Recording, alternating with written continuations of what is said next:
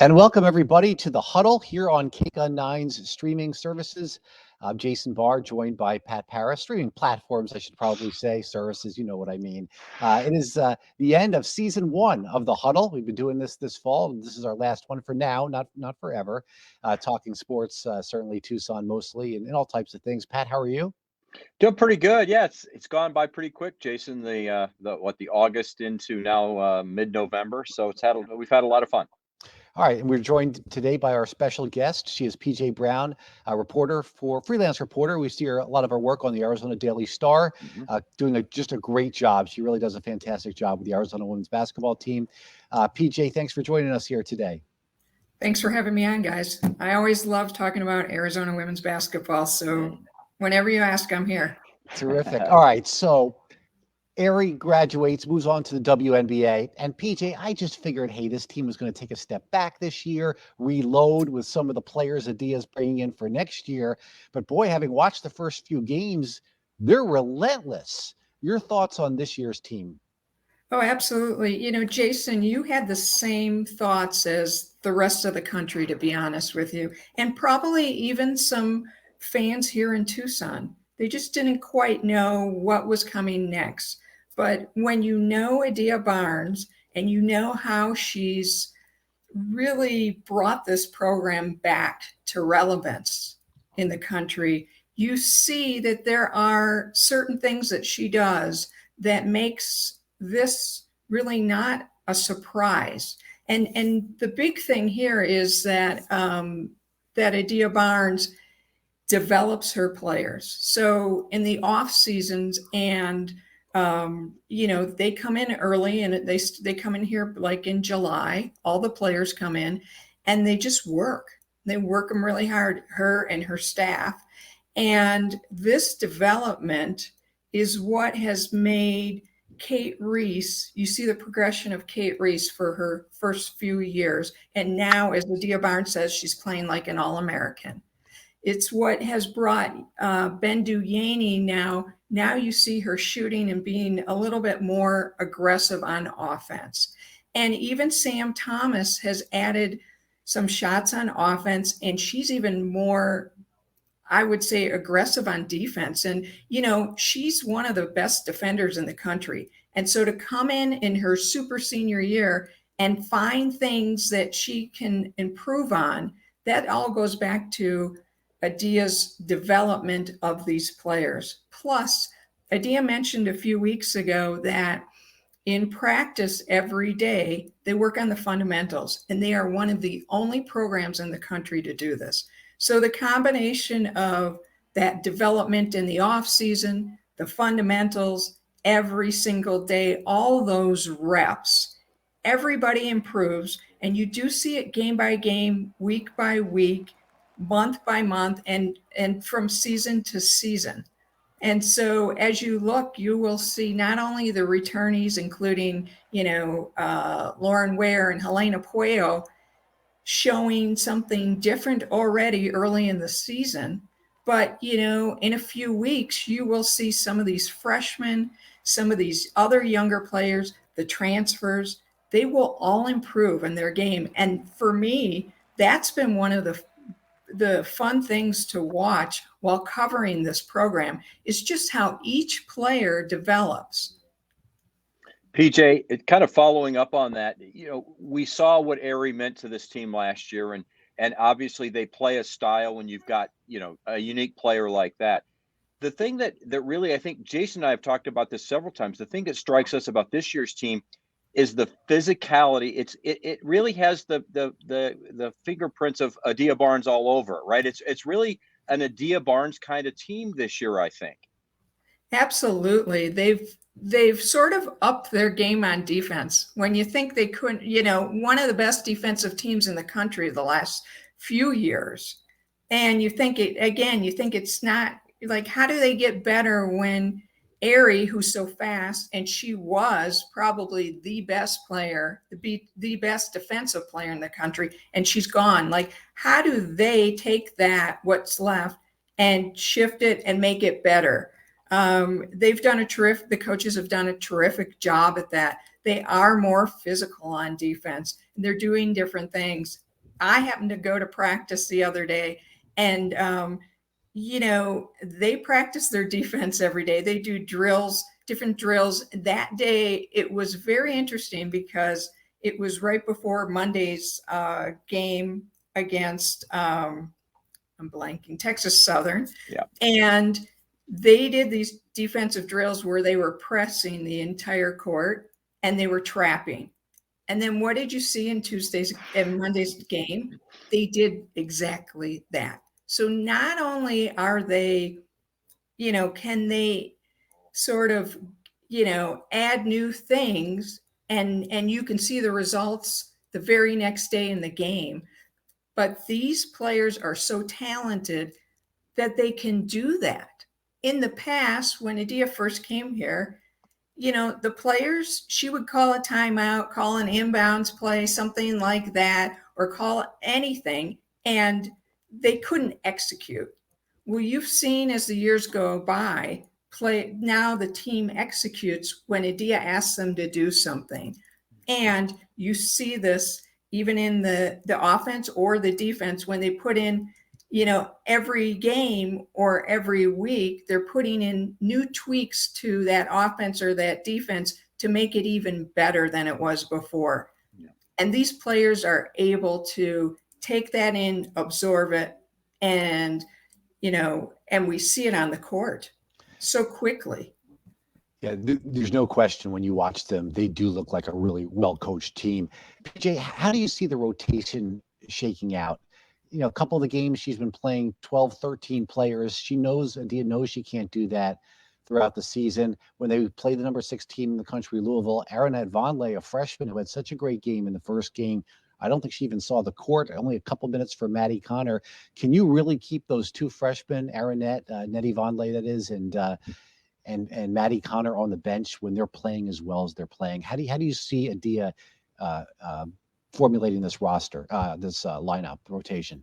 Sure. Well, I think, in this non-conference, when they play teams that aren't the Louisvilles of the world, you're going to see all 15 players on the court. And why is that? Because, first of all, they need to get some reps in games. And they also have to show what they've learned and show that they can earn playing time when the non-conference starts. I mean, when the Pac-12 conference season starts, and they can add things. It's hard to keep some of those players on the bench and not play them. But they also have to get to a certain level on their defense, because this team is known for their defense. And Adia always says, if you can't play defense, you're not going to get on the floor. And so, they have to get to the point where the level really doesn't go down when they take their starters out. And that's really hard when you have a Sam Thomas on the floor. And she still probably will earn her 25, 30 minutes a game this year, I would imagine. And so other players have to find where they fit. And I think that there'll be spot times when you bring in a Maddie Connor, because she's a shooter and she can knock them down. She's also getting much better on defense. Last game, she had 3 steals and she played a really good defensive game. And same with Nettie. I think that she will find certain spots where she can play them. We've also seen a lot of different mixes of players on the court at the same time. So I think that's all in a way to sort of get them ready so that when the time comes, Nettie can play with Helena, or Maddie can play with Sam, or something like that, some type of mixture, so that they can be on the court all at the same time, no matter who they're playing with, and they can do a lot of the different things. Adia has also said she's going to play a lot of different lineups. They can be very athletic. They can be big. They can be not so fast. And, and they can shoot a lot. So there's all these different lineups. And I think, she's just taking her time to see who's going to improve enough to get the most playing time, and who works well together. At least she keeps calling it a puzzle, and she's just fitting the pieces together. And as soon as we get to the first Pac-12 game, we'll see really what this is going to look like. PJ Brown is our guest here on the Huddle this afternoon, and we're talking Arizona women's basketball right now with her. And I look at what women's basketball and the the growth of this sport and how it's ascended now to being very popular, not just here in Tucson for obvious reasons because they did so well last year, but it really has taken off nationally. And then you look at the WNBA that now seems to be getting more and more publicity, and rightfully so. Aari McDonald getting, being such a high profile player here. And now you see a Sam Thomas, you see a Kate Reese, you see all these, 5-star players coming in. Has Arizona women's basketball become kind of what Arizona men's basketball was, the last dozen years, or not even further back than that, where not only are you going to compete, maybe win a national championship, perhaps, or at least compete for one, you've got a great coach that's going to help develop you to get to the WNBA and make some money for yourself. Absolutely. I think that we are at the beginning of that. So, Adia always talks about they got there. They went to the championship game. They were 6 seconds away and 1 point away from winning it. And so it takes a while. And this year is going to sort of prove that she can get back there, or that her team can continually be, a ranked team, an NCAA tournament team. And this is just the beginning of it. They are, she's got all these top recruits coming in, and that will keep going. But it really, we thought it would happen maybe after they won the WNIT, and they brought some great recruits in then. But it was last spring when they were on national TV, when they were the most exciting team in the tournament, when Aari McDonald was the most exciting player in the tournament, and people fell in love with this team, Aari and Adia. And high school kids see this. She's been recruiting, she just doesn't recruit, as recruiting's just not for next year. She's been recruiting these kids since they were in 8th grade. Nettie, she's known Nettie since 8th grade. And so, it's a process and it takes a while, but now they're really on people's radar, and people see, again, how she develops players. They see they play an exciting brand of basketball, and, that their coach really loves them. And all of that helps, and it helps get them to that next level where it will sort of at some time be automatic. We won't be talking about the first time that they keep doing things for the first time. It will just be, they will be an established program, and everything will be just clicking and just working pretty well together. And people will see this and they will come even more. PJ Brown for talking Arizona women's basketball. But PJ, I know you follow the other Arizona sports well, and we've actually had a good conversation once about the football team. I was going to do men's basketball first, but I want to segue actually to football first, because Adia turned around a program that was 1-15 in the Pac-12 not that long ago, right?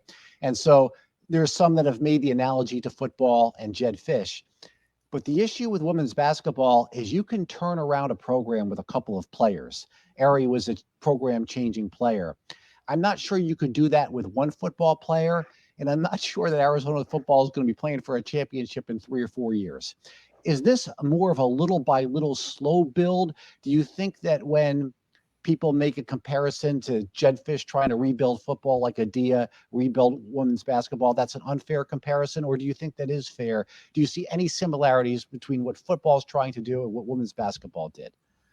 I actually do see some similarities. And I think the biggest one is that Jed Fish, like, one of the first things he did was not only did he bring back the former players and welcome them back, not only as coaches, but just into the program and welcome them back. But he also got out in the community as much as you can in this pandemic.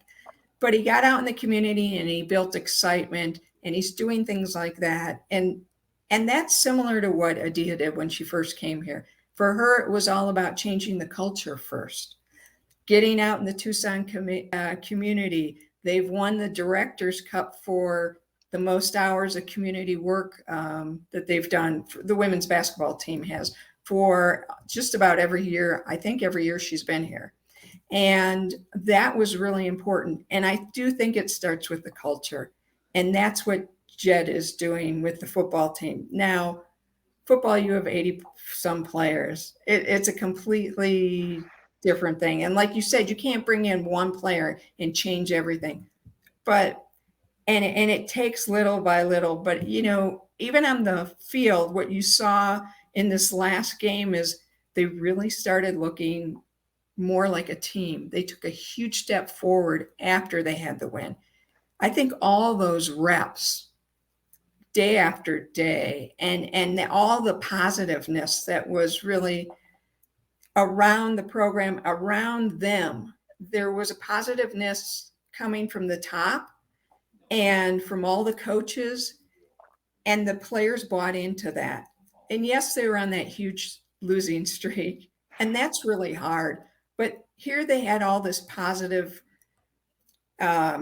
energy from their coach, and I think that changed everything. And then once you get through that and you get that win, the next week you really saw it on the field. And I do think, you know, this team's not going to win a national championship. Someday it would be nice if they went to the Rose Bowl. Yeah, that's a big goal. That's a good goal to have. And I think it's little by little. So far they've won one game. They have a possibility of winning one more this year. Next year, maybe they win 5 games, and that will be a win for them. I think they just, you know, with football, it takes 3, 4, 5 years to turn it around. And this program was in a real hole. They were in a really bad place, not just the losing streak before Jed Fish came, but just the attitude of the players, and not putting that on the players, but on the, you know, previous coaching staff. There was something that broke there, and that wasn't good. And Jed came back and he mended that. And it takes a while for this to happen. They were in a lot worse place than a lot of other programs across the country. So to see this jump for them and to see all the players get on board and want to succeed and want to get better, that's huge. Yeah, it really is. That's great insight, PJ. We appreciate that about football. I want to kind of segue what you're talking about over to the men's basketball side, if we can, real quick. And that you talked about culture, and as you were, you know, you're describing the whole Jed Fish culture, and it really has been a big boost. I think on the men's side for basketball, I don't want to disparage what Sean Miller did, because he did terrific things here, but there just is a different sense. There's a different culture. There's a different, maybe, you know, hop in the step of the players. There's more fun being had. It does seem to translate through 3 games, and it's not against great opponents, but it seems that they've already come together as a team in a lot of ways, and they're definitely buying into everything that Tommy Lloyd is trying to do. Yeah, you know, they were in a different spot than the football team. Let's face it. They had some really good pieces, and it sort of just came down to, you know, starting out fresh with the new coach. And again, I've sort of seen a little bits of practice while I'm waiting for the women, and they look like they're having fun in practice. I don't know if they had that before. Practices were never open before, so I wouldn't know. But you know, Tommy Lloyd is in there and he's having fun with them, and you could see that everybody's enjoying themselves, and it's a lot like the pressure isn't there. You know, they're just loose and having fun. And then it, you know, translate onto the court where they're just, they have a fun style of play. They score a lot. They've got a really tough defense. They've got some block machines, about 3 guys who can just, you know, deliver all those blocks, which is great. And that's always a fun thing. And so, yeah, they were just in a different place. But they're going to sort of come along much quicker. Again, basketball, I think, is easy because you don't have as many players, and they had the pieces already. They just needed, sort of a new way of doing things. Yeah. PJ Brown, thank you so much for joining us today. We appreciate, as Pat said, your insights, not just on women's basketball, but on football and men's basketball too, as well. So that was good stuff. I'm glad you were able to make it today, and thanks so much for joining us here on the Huddle. Thanks. And if you guys start this up come February or March, when we're right into postseason, I'll definitely come on and talk with you again. Yeah, that's the plan. So hopefully we can have you back, PJ. Fantastic, PJ. Thanks. Thanks so much. We'll see you at the games. Yes. All right. All right. Pat, so this, I believe, is, like I said, the last week of season one. For now, on I think the Huddle. we'll take a little hiatus from it as we get into the holiday season, and then we'll come right back. I think we've got a good blueprint on how to do things. And boy, PJ was really good. I knew that's why I wanted her to be a guest today. I know, and I didn't fight you on it. Believe me, I'm very impressed. Her knowledge is terrific, and yeah, we got to have her back. Yeah, and some weeks we had guests, other weeks when there was something really to analyze regarding the football team or what have you, we just did that. And when we needed to jump on that, we did. So, it was a mix of things, and it's great to be able to do this on the K-Gun streaming platforms. And we're thankful to have a sponsor as well with it, with Desert Diamond. So thank you to them. And speaking of that streaming, Jason, I think that's what's been so surprising for us is that the live streaming, we've got a nice audience, but boy, the watching, later on has been a big boost for this show, and many people are probably watching now at a later time than when we actually did this live. So I think that was a great surprise, and I think that's the best part of what we do now with all of our streaming services, and look forward to that continuing to grow. All right, fantastic. So we'll wrap it up with this thought here.